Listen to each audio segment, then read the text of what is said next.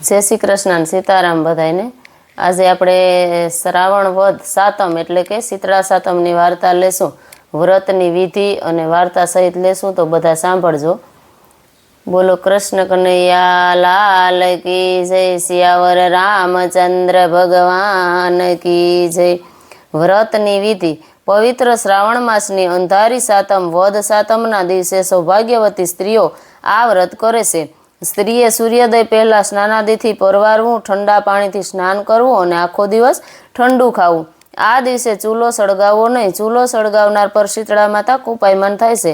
त्यारबाद घीनो दीवो करी शीतळा मातानी वार्ता कहेवी अथवा सांभळवी। आ व्रत करनार स्त्री परम सौभाग्यने पामे छे। धन धान्य अने संतान समृद्धिनी प्राप्ति थाय छे। वार्ता ईश्वरनगर नामे एक गाममां एक डोसी तेना बे दीकरानी वहू साथे रहती हती। मोटी वहू जबरी कजियाखोर अने ईर्षाथी भरेली हती। वात वातमां वांकू पाडती, ज्यारे नानी वहू घणी भली भोળી अने पारकाना दुखे दुखी थनारी हती। पवित्र श्रावण मास आव्यो। रांधणसठना दिवसे नानी वहू रसोड़े रांधवा बेठी अने रात सुधी रांधती रही। पछी चूलो ठारवानो विचार करती हती, त्यां पारणे पोढेलो एनो नानो छोकरो रड़वा लाग्यो। तेथी साते काम पड़ता मूकी अने नानी वहू छोकराने खोड़े लीधो। जरा आडा पड़खे थई। दिवस आखानो थाक होवाथी जराक आँख मळी गई अने चूलो ठारवानो रही गयो। अर्धी रात पछी शीतळा माता घेर घेर फरवा निकळ्या। फरता फरता नानी वहूना घेर आव्या अने चूलामां आड़ोटवा लाग्या। त्यां तो शरीरे ठंडक वळवाने बदले काળી लाय लागी अने शीतळामां दाझी गया। आथी माने घणो क्रोध व्यापी गयो। तरत ज नानी वहूने श्राप दीधो के हे मूर्ख स्त्री, जेम मारुं शरीर बळ्युं तेम तारुं पेट बळजो। नानी वहू सवारे उठी चूला तरफ नजर करे तो चूलो सळगतो हतो अने પડખામાં સૂતેલો છોકરો બળીને ભડથું થઈ ગયો હતો। નાની વહુની આંખમાંથી શ્રાવણ ભાદરવો વરસવા लाग्યા।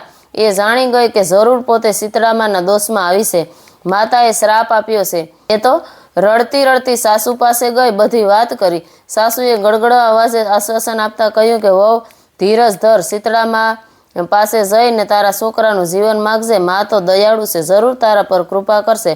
નાની વહુ સાસુના આશીર્વાદ લઈ છોકરાને સુંડલામાં નાખી ને शीतળામાની શોધમાં નીકળી। વનવગડા વીનતી જાય ને शीतળામાનું રટણ કરતી જાય। રસ્તામાં બે તલાવડી આવી।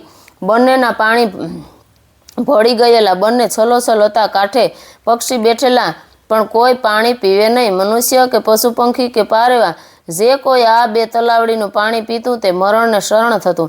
નાની વહુને સુંડલો લઈને જતી જોઈ તલાવડી બોલી કે બાઈ રે બાઈ, ક્યાં હાલી? નાની વહુએ સીતળામાના કોપની વાત કરી અને માની કૃપા મેળવવા જાઉં છું એમ કહ્યું। ત્યારે તલાવડી બોલી કે બેન, અમારું એક કામ કરજે। અમારામાં એવો તે સાપ છે કે કોઈ અમારું પાણી પીએ તો મૃત્યુ પામે છે। માં મળે તો અમારા દુઃખનું નિવારણ પૂછજે। નાની વહુએ હા પાડી અને આગળ વધી રસ્તામાં બે લડતા આખલા મળ્યા। બંનેની ડોકે ઘંટીના પળ બાંધેલા। નાની વહુને જોઈને પૂછ્યું કે વહુ ક્યાં હાલી? નાની વહુએ સીતળામાના કોપની વાત કરી ત્યારે આખલા બોલ્યા કે અમારું એક કામ કરજે, અમે સદાય લડ્યા જ કરીએ છીએ, અમારા પાપનું નિવારણ પૂછજે। નાની વહુએ હા પાડી પછી આગળ ચાલી। થોડેક આગળ ચાલી ત્યાં બોરડીના ઝાડ નીચે એક ડોસી દિવેટું જેવા વાળ બે હાથે ખંજવાળતી બેઠેલી। વહુને જોઈ ડોસી બોલી કે બાઈ રે બાઈ, આમ હાંફળી ફાંફળી ક્યાં હાલી? વહુએ સીતળામાના કોપની વાત કરી ત્યારે ડોસી બોલી કે અલી જરાક મારું માથું તો જોતી જા। નાની વહુને ઉતાવળ હતી પણ એ ઘણી દયાળુ હતી। મરેલા છોકરાને ડોસીના ખોળામાં મૂકી તે તો બેઠી જૂ વીણવા। થોડી વારે ખંજવાળ મટી ગઈ તો ડોસીએ આશીર્વાદ દીધા કે જેવું મારું માથું ઠરવું એવું તારું પેટ ઠરજો। એટલામાં તો થયો ચમત્કાર। ડોસીના ખોળામાં પડેલો મરેલો છોકરો હાથ પગ ઉછાળીને કિલકિલારી દેવા લાગ્યો। નાની વહુ તો તરત જ જાણી ગઈ કે આ शीतળા માતા છે। એ એમના પગમાં ઢળી પડી અને બોલી કે માં, મને માફ કરી દ્યો। મેં તો તમારું શરીર બાળેલું પણ તમે તો મારું પેટ ઠાર્યું છે। તમને મારા લાખ લાખ વંદન। પછી તલાવડીના કષ્ટનું નિવારણ પૂછતા शीतળામાં બોલ્યા કે પરભવમાં બંને શોક્ય હતી તે ઉગ્યાથી આથમ્યા સુધી લડ્યા જ કરે। કોઈને સાસ પાણી આપે નહીં, એટલે આજ અમને કોઈ એનું પાણી પીતું નથી। પરંતુ તું ખોબો ભરીને પાણી પીજે એટલે એમના પાપો દૂર થશે।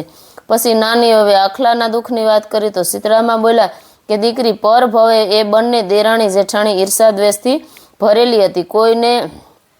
કોઈને દળવા દે નહીં અને ખાંડવાય દે નહીં। તેથી આ ભવે આખલા થઈને ડોકે ઘંટીના પળ બાંધી લડ્યા કરે છે। તું એમની ડોકેથી ઘંટીના પડ છોડી નાખજે, તેથી એમના પાપનો નાશ પામશે. નાની વહુ સીતળામાના આશીર્વાદ લઈ હરખાતી પાછી ફરી રસ્તામાં આખલાની ડોકેથી ઘંટીના પડ છોડ્યા, તલાવડીનું પાણી પીધું. પછી દીકરાને રમાડતી રમાડતી ઘેર આવી. સાસુ તો છોકરાને જીવતો જોઈ રાજીના રેડ થઈ ગયા, પણ જેઠાણીના કાળજામાં કાળી બળેતરા થઈ. એમ કરતાં ફરી શ્રાવણ માસ આવ્યો. જેઠાણીની દેરાણીની જેમ સીતળામાના દર્શનની ઈચ્છા થઈ. રાંઝણ સટે સૂલે બેઠી અને રાતે સૂલો ઠાર્યા વગર સૂઈ ગઈ. રાતે સીતળામાં સૂલામાં આડોટવા આવ્યા. શરીર દાઝ્યું તેથી શ્રાપ દીધો અને જેઠાણીનો દીકરો ભડથું થઈ ગયો. સવારે દીકરાને મરેલો જોઈ જેઠાણી વિલાપ કરવાને બદલે ખુશ થઈ અને મરેલા દીકરાને સૂંડલે નાખી સીતળામાને ગોતવા નીકળી. રસ્તામાં બે તલાવડીએ એને ઊભી રાખીને પૂછ્યું કે બાય બાઈ ક્યાં હાલી? તો જેઠાણીએ નાકનું ટેરવું સડાવતા કહ્યું કે તમારે શી પંચાયત? દેખાતું નથી મારો દીકરો મરી ગયો છે, તેથી સીતળા માતાને ગોતવા જાઉં છું. અમારું કામ કરીશ? તલાવડીએ પૂછ્યું. તો જેઠાણીએ 10 શેરીયું ડોકું ધૂણાવીને ચાલતી પડી. આગળ જતાં આખલા મળ્યા, એને નન્નો સંભળાવી દીધો. આગળ જતાં બોરડીના ઝાડ નીચે સિથરેહાલવાળી એક ડોસી મળી. ડોસીએ માથું જોવા દેવાનું કહ્યું તો જેઠાણી કાળઝાળ થઈ જતાં બોલી કે એ ડોસલી, હું કંઈ તારા જેવી નવરી નથી તે તારું માથું જોવા બેસું. હું તો જાઉં છું સીતળામા પાસે. જેઠાણી તો સણકો કરીને હાલી નીકળી. સવારથી સાંજ સુધી વગડામાં ભટકી, જંગલના ઝાડે કાંઠે ફરી વળી, પણ ક્યાંય સીતળામાં ન દેખાયા. એટલે મરેલા છોકરાને લઈ ને સાતી કૂટતી ઘેર પાછી આવી. હે સીતળામાં, જેવા દેરાણીને ફળ્યા એવા સૌને ફળજો, સૌનું કલ્યાણ કરજો. જય સીતળામાં, જય શ્રી કૃષ્ણ.